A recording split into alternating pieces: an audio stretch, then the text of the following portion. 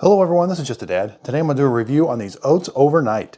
So some of these have caffeine in them, but I'm going to talk about how you mix them up. I've got this blender bottle. This is what I put them in. This variety pack does not come with this blender bottle, but this is the smaller one. And it's got that whisk in there, that ball whisk in there that helps mix it up. So we've got some peanut butter cookie dough. We've got some dark chocolate sea salt. It's got 10 grams of protein.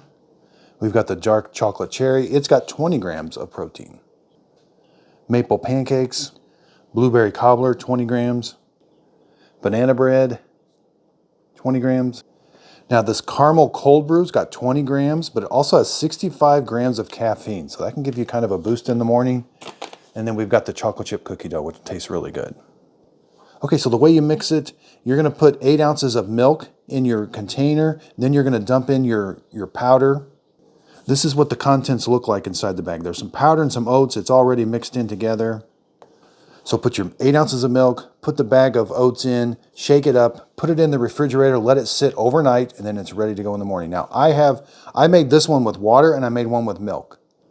So the one with milk I thought has a lot more flavor and it's just like a little bit creamier and a little bit thicker. Now this one I made with water. It's a little bit runnier. Both of them, the oats are really done. I just thought this one didn't have quite as much flavor that the milk gives it. And if you like your oats warm, you can put it in a bowl, put it in the microwave, and heat it up.